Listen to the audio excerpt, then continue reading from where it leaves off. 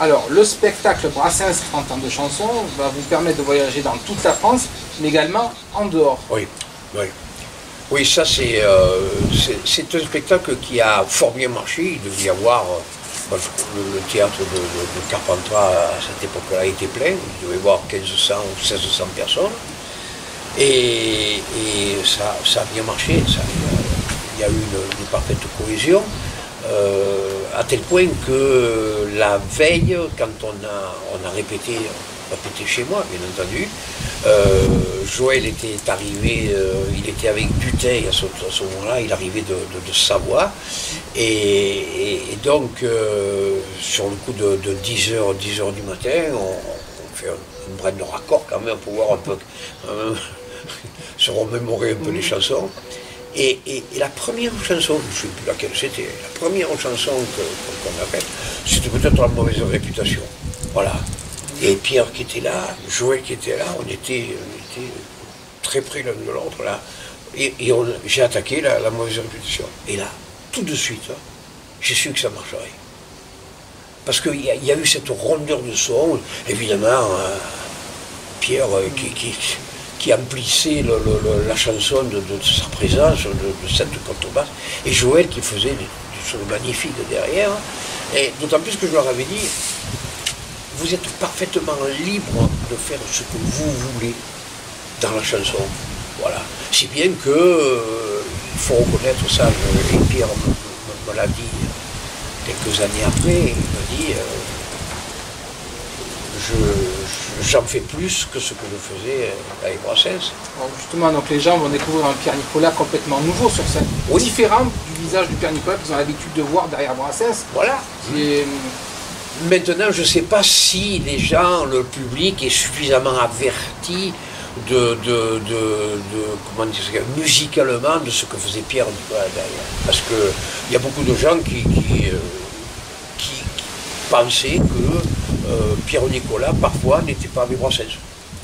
À tel point qu'un jour, il y a un gars qui vient voir Pierre et qui lui dit là, à tel endroit, là, il y avait Brassens, mais vous n'y étiez pas. Et Pierre lui dit ah si, j'y ai toujours été. Je crois qu'il y a bon, mis à part le Grand Échiquier, il n'y a qu'un spectacle où il n'a pas été là. Voilà. Et Pierre était tout le temps là. Seulement, on oubliait. Ouais.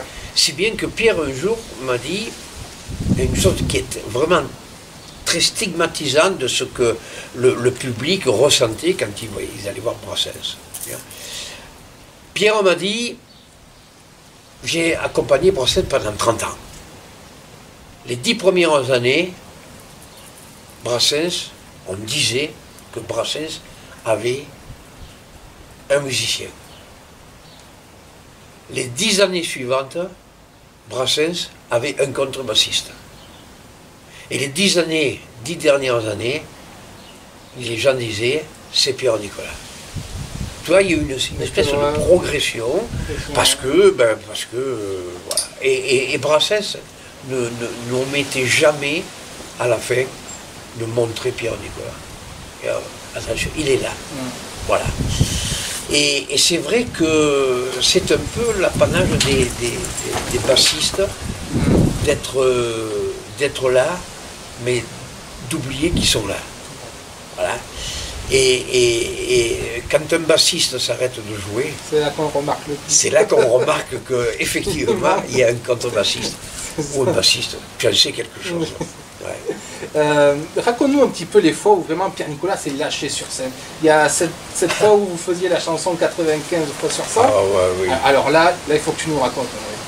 Oui, et la première fois où il s'est véritablement lâché, c'est justement au Festival de Carpentras, où j'avais inclus cette chanson, 95%, et dans le break qu'il y a,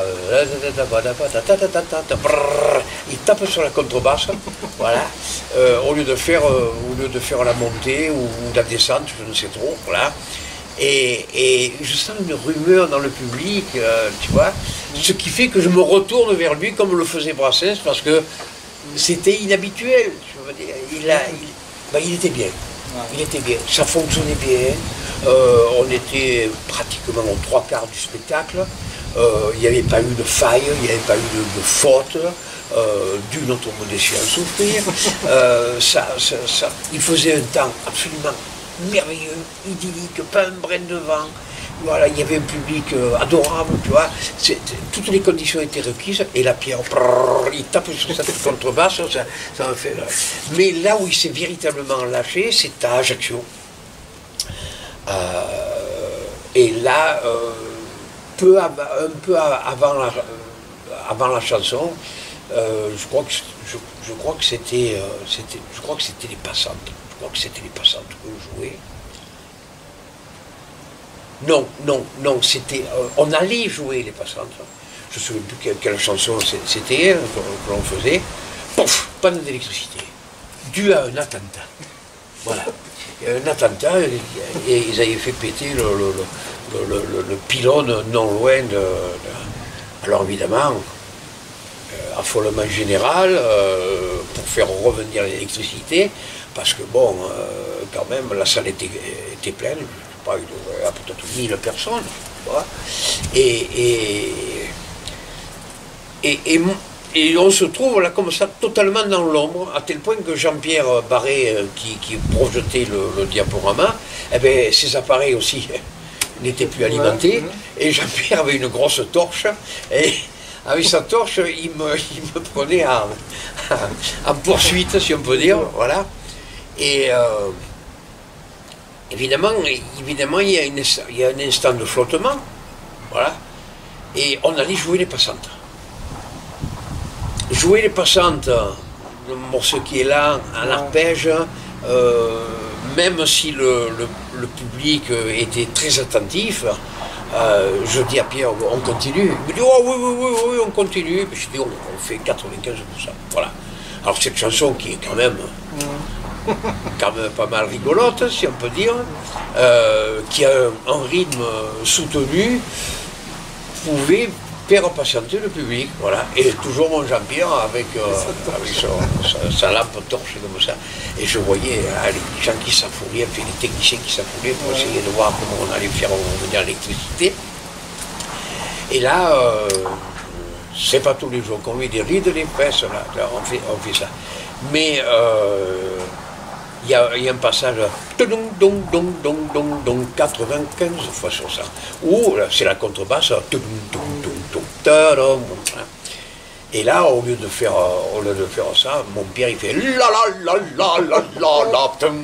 écoute, un éclat de rire dans la salle, tu vois, parce que le public et moi-même ne s'attendait pas à ce que Pierre, comme ça, chante un peu de la façon opérale.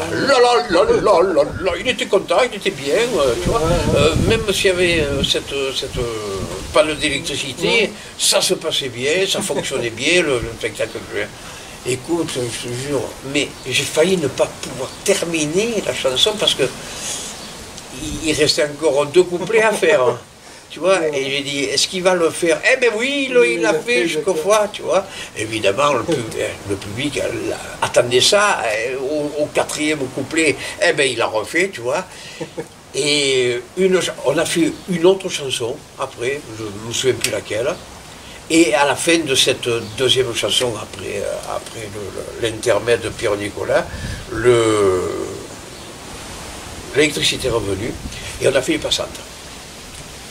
Et justement, j'ai voulu faire les passantes immédiatement après que l'électricité soit revenue, parce que justement, il y avait l'archer. Et on voyait à ce moment-là le public aller voir un Pierre Nicolas, comment dirais-je, redevenu sérieux, si on peut dire. Hein, c'était toujours sérieux ce qu'il faisait, bien entendu. Mais après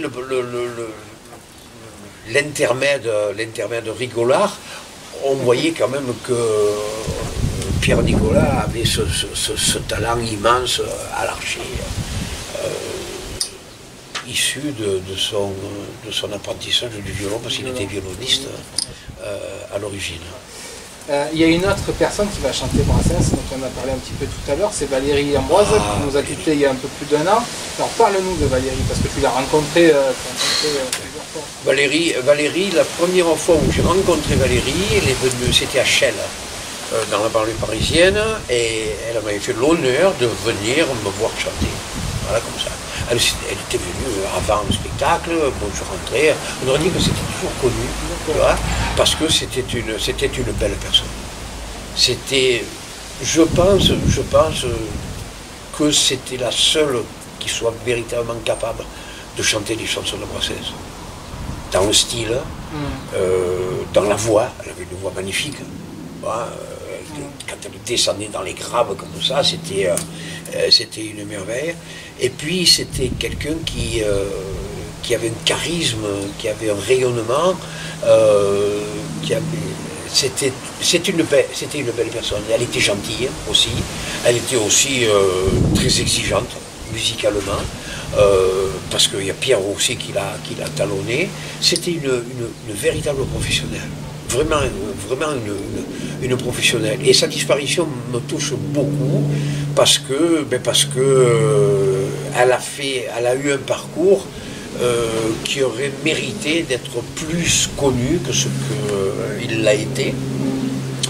Et que c'est un milieu où quand même il y a beaucoup de jalousie qui sont suscitées, et comme elle était très bonne, eh bien, elle a suscité des jalousies et parfois des médisances qui m'ont pas beaucoup plu. Enfin bon, ça, on est dans un milieu où il y a beaucoup de jalousie qui se fait.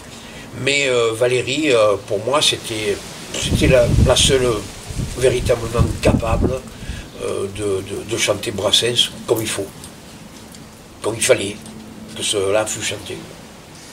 Pierre-Nicolas va accompagner plus d'une centaine d'artistes connus tout au long de sa carrière. Est-ce qu'il te parlait un petit peu des autres artistes qui l'accompagnaient en dehors de Valérie puis de toi? Hey, le monde ne savait pas, en dehors du monde musical, ne savait pas qu'il était le contrebassiste de Barbara, qu'il était le contrebassiste de Charles Trenet. Charles Trenet qui disait à Pierre, j'aime bien que vous soyez là entre les deux pianos, parce qu'il lui disait vous voyez. J'aime bien que vous me faites inconfortable. Voilà. Il a été le contrebassiste de Brel. Voilà. Il a fait quelques boumous avec Beko aussi. Voilà. Donc tous ces gens-là ce qui a fait dire un jour à quelqu'un, quand vous n'êtes pas contrebassiste chez Brassens, qu'est-ce que vous faites? Peut-être pensé qu'il était garagiste, ou tu vois. Et Pierre lui dit, ben, je suis professionnel de la musique. Ah bon? Ah bon? Ouais, parce que en France, tu sais très bien que être professionnel de la musique, c'est pas un métier, quoi. C'est pas un métier. Non, ça fait pas sérieux. Mais oui, voilà, ça fait pas sérieux. On est encore toujours un peu considéré comme des saltimbanques. Hein. Ça, c'est quelle que soit la notoriété. Bon, ça a un peu changé depuis, mais enfin, quand même, voilà. J'ai même entendu Pierre qui disait qu'il avait eu le privilège un soir de jouer avec Django Reinhardt. Oui, il avait joué avec Django Reinhardt, ouais. Ça l'avait profondément marqué dans sa carrière. Oui, parce que, et puis bon, il faut dire aussi que Brassens était nourri aussi de la musique de Django, nourri de la musique de jazz. D'ailleurs, il le dit dans une interview, quelle est votre musique préférée? C'est la musique de jazz, c'est vrai. D'ailleurs, ça se ressent dans ses chansons. Sa façon de chanter en décalé. Voilà, le décalage, le swing, les enchaînements d'accords aussi, voilà. Tout ça se retrouve dans la musique de Brassens. Et donc, il avait fait des boum-boum avec, une ou deux fois, hein, je ne m'avancerai pas là-dessus. Et c'est vrai que quand Pierre m'en a parlé, je lui ai dit, putain, tu as eu la chance de jouer avec Django, mon pote. Il avait des étincelles dans les yeux, parce que, bon, évidemment, ce monument, le plus grand guitariste de jazz du monde, je dis ça parce que c'est vrai, voilà, c'est le plus grand guitariste de jazz du monde, c'est Django Reinhardt, voilà. Alors, André, il y a une chanson que Brassens a écrite pour Pierre, qui n'a jamais, ça quasiment jamais été dit, mais dis-nous-en davantage. Oui, maintenant il doit y avoir prescription, hein, ouais, c'est parce que quand on est sur scène, on parle d'un des dieux musiciens de Brassens. Oui, cette chanson qui s'appelle Lèche Cocu, elle a eu une histoire, effectivement. Un jour, il y a un bonhomme qui aborde Pierre Nicolas, je ne sais pas s'il habitait dans son quartier, enfin, je ne sais pas exactement, je ne me souviens plus la provenance de ce bonhomme. Et il dit, ah, vous savez, monsieur Nicolas, j'aimerais bien rencontrer Brassens, est-ce que vous pourriez intervenir, que je puisse rencontrer, même 5 minutes, lui serrer la main. Pierre lui dit, oui, oh, il ne devrait pas y avoir de problème. Parce qu'il faut dire quand même que Pierre Nicolas n'était pas tout le temps chez Brassens. Hein. Ils se connaissaient bien entendu, mais bon, ils ne passaient pas leur vie ensemble non plus. Et bon, ben, le temps passe, et puis ce monsieur aborde encore une fois Pierre Nicolas, et il demande s'il avait fait un peu quelque chose pour rencontrer Brassens. Pierre Nicolas, ça lui était sorti de la tête, ça. Il y a tellement de gens qui le sollicitaient pour rencontrer Brassens, ou pour un autographe, pardon, un autographe. Ouais, c'est un. Et puis bon, ça finissait par être un peu du harcèlement parce que il était toujours là, un peu comme dans ce film de Noël qui s'appelle Les Fâcheux, tu vois, où le type il était là, en train de toujours demander à Pierre s'il pouvait rencontrer Brassens, jusqu'à ce que Pierre un jour lui dise, là je suis en panne de bagnole, mais donc je vous prête la mienne, pas de problème. Bon, alors il a prêté la voiture, et Pierre, qui était quand même un peu roulard, il a un peu joué là-dessus, tu vois. Et il n'en était pas très fier, hein, il me l'a dit lui-même. Il m'a dit que j'étais un peu dégueulasse quand même, voilà, jusqu'à ce que je lui demande un peu d'argent aussi, tu vois. C'était pas de l'extorsion, c'était comme ça. Là, et le bonhomme aligné ne fût-ce que pour payer le métro, tu vois, des trucs comme ça, c'était pas de l'extorsion de fond, hein, quand même, parce que je ne me permettais pas d'en parler si c'était ça. Et puis de près en près, si on peut dire, de loin en loin, comme dit Lama, eh bien, paraîtrait même que sûrement qu'il aurait prêté sa femme, tu vois, qui était peut-être consentante ou pas consentante, mais enfin, dans l'espoir de rencontrer Brassens, Pierre Nicolas s'est un peu défoulé avec la femme de ce monsieur qui faisait office de cocu magnifique, quoi, si on peut dire. Un lèche cocu, donc. Voilà, et qu'embrassait, alors je sais pas, je t'avouerai que je ne sais pas la suite de l'histoire, s'il a fini par rencontrer, ce bonhomme a fini par rencontrer Brassens. Ce que je sais, c'est que Pierre Nicolas s'en est ouvert à Brassens de cette anecdote, si on peut dire. À tel point que Brassens, quand même un peu surpris, avec ce petit sourire qu'on lui connaissait bien, il a dit, dis donc, ce mec-là, c'est pas un lèche-cul, c'est un lèche-cocu, tu vois. Et ça a donné l'idée à Brassens de faire une chanson qui s'appelle, donc justement, Lèche-cocu, où il y a toute une série de bons hommes qui sont flics, qui sentaient fort le fagot. Tu vas nous la jouer? On va la faire.